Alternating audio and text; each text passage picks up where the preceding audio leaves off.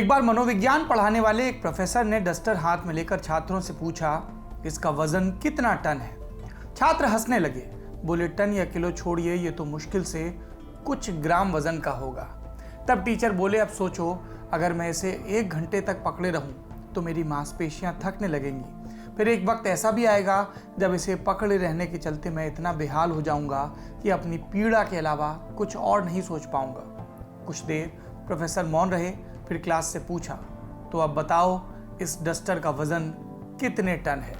नमस्कार, मेरा नाम है सौरभ द्विवेदी और आप देख रहे हैं उम्मीद की बात। इससे इनकार नहीं है कि इतिहास की टाइमलाइन में आज का ये दौर एक बड़ी त्रासदी के रूप में अंकित हो रहा है और इसीलिए लल्लन टॉप के भी सारे रेगुलर शोज, कई वीडियोस, कई स्टोरीज हम आपकी इन पीड़ाओं का रोजनामचा बनाने की कोशिश के तहत प्रोग्राम कर रहे हैं। कभी डेस्क से, कभी फील्ड से आप तक बात पहुंचा रहे हैं। लेकिन फिर ये भी तो सच है ना कि यदि हम और आप चिंताओं का, दुखों का, पीड़ाओं का डस्टर 24/7 पकड़े रहेंगे तो एक दिन बाकी सारे काम करने में खुद को अक्षम पाएंगे। तो इसी नोट पर आइए आज फिर से बात करते हैं कुछ ऐसे लोगों, संस्थाओं की जिन्होंने अपने निजी दुखों और पीड़ाओं का डस्टर किसी शैतान स्टूडेंट को दे मारा और अब उनके हाथ पूरी तरह खाली हैं समाज के काम आ सकने के वास्ते। चलिए करते हैं उनकी बात जिन्होंने अपनी पीड़ा वाले स्पेस को स्वदुख से रिक्त किया ताकि उसमें भरी जा सकें लोक दुख, लोक पीड़ाएं। पहली उम्मीद की बात हमें भेजी ऑस्ट्रेलिया से लल्लन टॉप की दोस्त पूजा व्रत गुप्ता ने। यहाँ मेलबर्न बेस्ड एक संस्था है, Uttar Pradesh association of Australia. 2016 में गठित इस संस्था के प्रेसिडेंट डॉक्टर संतोष यादव ने संस्था के अन्य सदस्यों के साथ मिलकर एक डोनेशन कैंप चलाया।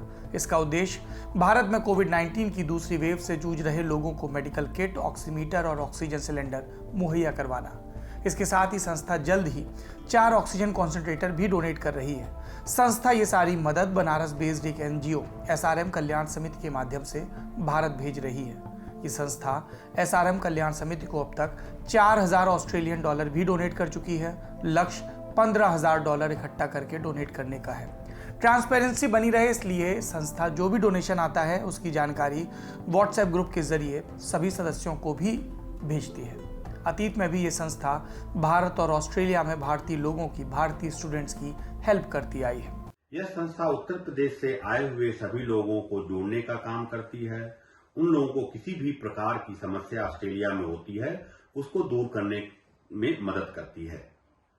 साथ ही साथ ऑस्ट्रेलिया के अलावा आज जब हमारे देश को इस कोरोना काल में हमारी सबसे ज्यादा जरूरत है तो हमारी संस्था इसमें बढ़ चढ़कर अपने देशवासियों की मदद कर रही है।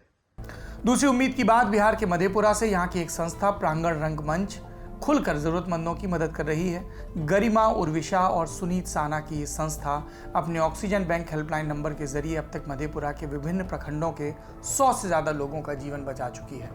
प्रांगण रंगमंच की मीडिया प्रभारी गरिमा उर्विशा और संस्था के कार्यक्रम पदाधिकारी सुनीत सिलेंडर लेने देने का ये काम अपने घर से कर रहे हैं। कई बार संस्था मरीजों से फोन पर बातचीत कर मनोबल को भी बढ़ाने की कोशिश करती है। ये मरीज के स्वजनों को ऑक्सीजन सिलेंडर उपयोग करने की जानकारी भी देते हैं। पटना के ऑक्सीजन मैन कहे जाने वाले गौरव राय ने प्रांगण रंगमंच के कार्यों से प्रभावित होकर उन्हें बिहार फाउंडेशन की मदद से भी 5 ऑक्सीजन सिलेंडर डोनेट किए। हालांकि प्रांगण रंगमंच की पीड़ा यह है कि सिलेंडर की संख्या कम होने के चलते वो सबकी मदद नहीं कर पा रहे हैं। और संस्था की यह पीड़ा सुनकर हमें शिंडलर्स लिस्ट का क्लाइमैक्स याद आता है। सत्य घटना पर आधारित मूवी। इसमें शिंडलर कई यहूदियों को हिटलर के कंसंट्रेशन कैंप से खरीदता है। पैसे देकर इन यहूदियों का जीवन बचाता है। पूरी तरह से बर्बाद हो चुके इन यहूदियों के पास ऐसा कुछ भी नहीं होता जिससे ये शिंडलर को शुक्रिया कह सकें, लेकिन फिर भी वो अपने दांत वगैरह में लगे सोने को ढालकर शिंडलर को एक अंगूठी गिफ्ट करते हैं जिसमें एक हिब्रू भाषा में मंत्र लिखा होता है, एक जीवन बचाने वाला पूरी मानवता को बचाता है। अंगूठी देखकर शिंडलर और दुखी हो जाता है कि यदि मैं अतीत में कुछ और पैसे कमाता तो आज कुछ और यहूदियों की जान बचा पाता। शिंडलर हो या प्रांगण रंगमंच, इनकी कुछ और जीवन ना बचा सकने की असमर्थता का दुख उस सुख की तरह पवित्र और निश्चल है जो अपने जीवन को इन्होंने बचाकर, कई जीवनों को बचाकर अर्जित किया है। अंत में ये भी बता दें कि प्रांगण रंगमंच मधेपुरा को चलाने वाली गरिमा और सुनीत आपस में भाई बहन हैं। निम्न आय वर्ग के परिवार के गरिमा और सुनीत हमेशा से सामाजिक सरोकारों में अग्रणी भूमिका निभाते रहे। अक्सर रक्तदान, वृक्षारोपण जैसे काम करते रहे। कोरोना की पहली वेव के दौरान भी इन्होंने लोगों तक खाना, मास्क और दूसरी चीजें पहुंचाई थी। मैं सबसे पहले शुक्रिया अदा करना चाहती हूँ पटना के ऑक्सीजन मैन के नाम से जाने जाने वाले गौरव राय जी का, जिन्होंने बिहार फाउंडेशन की मदद से हमारी संस्था को मधेपुरा में कुछ सिलेंडर उपलब्ध करवाया, जिसके कारण आज हम लोग इस वैश्विक महामारी के दौर में लोगों की मदद कर पा रहे हैं। हमारे साथ हमारे प्रांगण रंगमंच की पूरी टीम काम कर रही है और सबसे बड़ा जो मुझे सपोर्ट मिल रहा है वो मुझे मेरे भाई सुनीत साना के द्वारा मिल रहा है और उन्हीं के साथ मैं अभी जो भी कर पा रही हूँ सब उन्हीं की वजह से कर पा रही हूँ, हमारे संस्था के लोगों की वजह से कर पा रही हूँ। अब उम्मीद की तीसरी बात, वाहिद बिरयानी के बारे में लखनऊ के कुछ लोग बड़े शान से कहते हैं कि इन्होंने ही बिरयानी का आविष्कार किया था। हालांकि ये बात एक तथ्य नहीं, एक अर्बन लेजेंड लगती है, पर जो भी हो, वाहिद बिरयानी अब the real taste of Awadh के नाम से मशहूर हो चुके हैं। 1955 में खुला ये फूड जॉइंट आज 40 से ज़्यादा तरह की बिरयानी सर्व करता है। लेकिन वाहिद बिरयानी की बातें विनोद दुआ, पुष्पेश पंत या वीर सांघवी अपने किसी शो में कवर कर लेंगे। हम तो वाहिद बिरयानी को अपने शो में लेकर आए हैं इनके दूसरे कामों के चलते, और वो ये कि इन दिनों इनकी लखनऊ भर में रोज़ 4 से 5 वैन चल रही हैं। इन वैन के जरिए रोज़ 1800 से 2000 लोगों को मुफ्त भोजन उपलब्ध करवाया जा रहा है। और सबसे कमाल की बात ये कि वाहिद बिरयानी की ये वैन शाकाहारी भोजन भी परोस रही है, ताकि कोविड और आंशिक कर्फ्यू के दौरान कोई भी भूखा न रहे।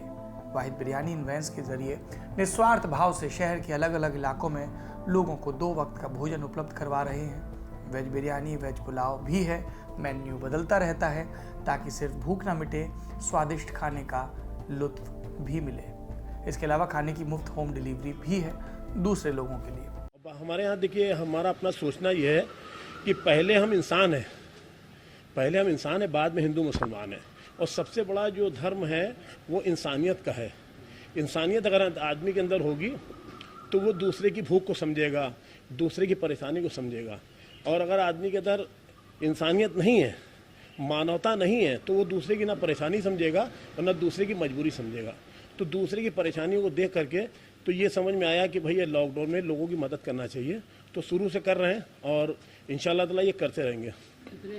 अगली उम्मीद की बात दिल्ली के ग्रेटर कैलाश इलाके से। यहाँ दिल्ली पुलिस सभी मृतकों के घर जाकर श्रद्धांजलि दे रही है।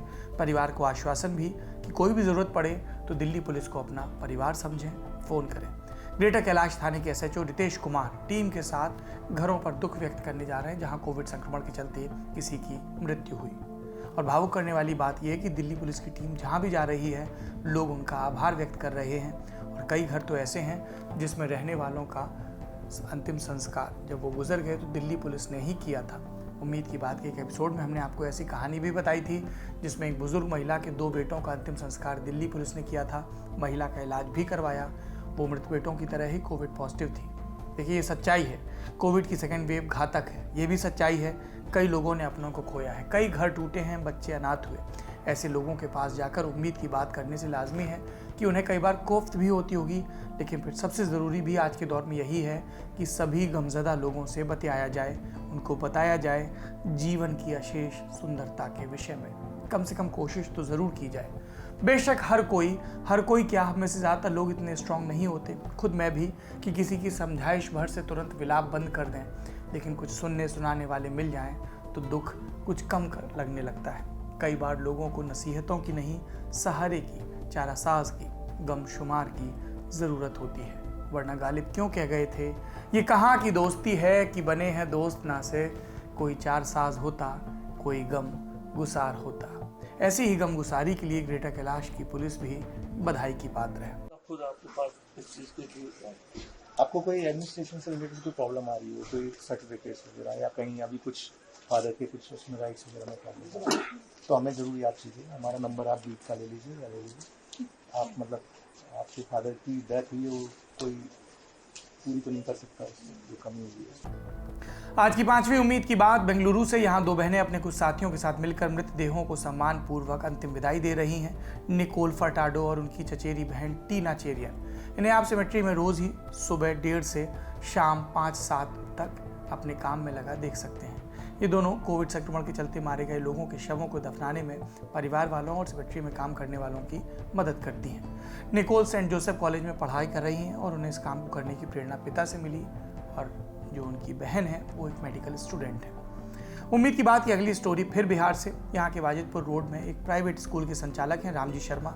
रामजी शर्मा के स्कूल में नर्सरी से लेकर 8वीं तक के 200 से ज़्यादा बच्चे पढ़ते थे, लेकिन कोरोना के चलते बीते 14 महीने से बाकी स्कूल की तरह इनके स्कूल में भी ताला लगा है, यानी आय का इकलौता जरिया बंद। इस बीच आज से करीब 3 महीने पहले रामजी ने अखबार में मशरूम उत्पादन और उससे होने वाली आय को लेकर खबर पढ़ी। फिर उन्होंने अपने स्कूल परिसर में मशरूम उगाने का फैसला किया। इसके लिए कृषि विज्ञान केंद्र में जाकर एक महीने का मशरूम उत्पादन का प्रशिक्षण लिया और विद्यालय के 2 कमरों को मशरूम की खेती के लिए इस्तेमाल करने लगे। अब रामजी के स्कूल में रोजाना 2-2.5 किलो मशरूम का उत्पादन होता है, यानी रोज उन्हें करीब 250 से 300 रुपए की आमदनी हो रही है।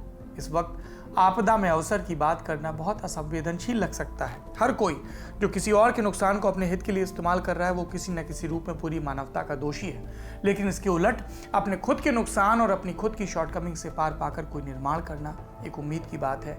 और ऐसी ही उम्मीद की बात बिहार के बाढ़ इलाके के इस शिक्षक रामजी शर्मा ने की। आखिरी उम्मीद की बात राजस्थान के 7 दोस्तों की एक टीम की। ये टीम जयपुर, बीकानेर जैसे इलाकों के ऑक्सीजन प्लांट से सिलेंडर लाकर उन्हें मरीजों तक निःशुल्क पहुंचा रही है। हर दिन 15 से 20 सिलेंडर की सप्लाई। इस निःशुल्क सेवा में अब तक ये 50,000 रुपये खर्च कर चुके होंगे। सिलेंडर लाने ले जाने के वास्ते युवाओं ने अपनी 3 फॉर्च्यूनर गाड़ियों को लगा रखा है। तीनों ऑक्सीजन प्लांट पर 2-2 युवक रहते हैं जो रात भर लाइन में लगकर सिलेंडर भरवाने की व्यवस्था करते हैं और फिर सुबह इसको ले जाते हैं। राजस्थान के बाकी इलाकों जैसे नुआ, पिलानी, फतेहपुर, लक्ष्मणगढ़ इत्यादि में भी ये सिलेंडर भेज रहे हैं। इस टीम ने 8 खाली सिलेंडर को सिक्योरिटी चार्ज देकर जुटाया और 15 के करीब खाली सिलेंडर फतेहपुर और रामगढ़ शेखावटी के डेंटर पेंटर की दुकानों से उधार लिए। सिलेंडर ब्लैक ना हो इसके लिए युवाओं ने एक ट्रैकर सिस्टम भी बना रखा है। उम्मीद का संदेश में आज सुनेंगे अमित कीमती को। अमित और उनकी संस्था अमित सोशल वेलफेयर इस महामारी में कैसे उम्मीद की बात बन रहे हैं, आइए जानते हैं। पिछले 3 सालों से हम लोग कैंसर पेशेंट और उनके परिवारजनों की निःशुल्क सेवा कर रहे हैं, निःशुल्क सहायता करते हैं, भोजन वितरण करते हैं। उनको कोरोना का समय हो या फिर कोई और दूसरा समय, हम उनको लगातार हमारी सुविधा उनको लगातार चालू रखें। हम लोग ज़रूरतमंदों को ऑक्सीजन सिलेंडर, दवाइयाँ और इसके अलावा उनकी और जो भी आवश्यकताएं होती हैं उसको करने में उनकी मदद करते हैं। जो लोग वैक्सीनेशन का रजिस्ट्रेशन नहीं करवा पाते हैं, जिनके पास स्मार्टफोन नहीं है, हम लोग उनकी भी सहायता करते हैं। एक आशावादी व्यक्ति था। जब वो सुबह सवेरे अपने काम के लिए घर से निकलता तो रोज पीपल के पेड़ के नीचे कुछ लोग बातें करते दिखते। ये लोग रोज एक ही चीज में बार बार शिकायत कर रहे होते थे। आशावादी व्यक्ति आज जाकर आ गया, इन लोगों के पास गया, एक चुटकुला सुनाने लगा। चुटकुला खत्म होने के बाद सब लोग ठहाका मारकर हंस पड़े। फिर आशावादी व्यक्ति ने चुटकुला दोहराया। अब की कोई नहीं हंसा, लेकिन कुछ लोग थे जो मुस्कुरा दिए। उसने चुटकुला तीसरी बार दोहराया। अब तो किसी ने कोई प्रतिक्रिया भी नहीं दी। अब प्रतिक्रिया की बारी आशावादी की थी कि जब चुटकुला भी एक बार से ज़्यादा सुन लेने पर रुचिकर नहीं लग रहा, फिर तुम एक ही समस्या के बारे में लगातार बात करने से क्या ही आनंद पा रहे होगे। बेहतर है कि हल के बारे में बात करो। बात ही करनी है तो नई बात करो। यकीन करो, बातें करने से भी चीज़ें हल होती हैं, लेकिन जब भी करो नई बात करो, उम्मीद की बात करो। तो हम भी नई बातें लेकर, उम्मीद की बातें लेकर फिर हाजिर होंगे। आप अपना ख्याल रखिए, किसी के लिए उम्मीद बनने की कोशिश करिए।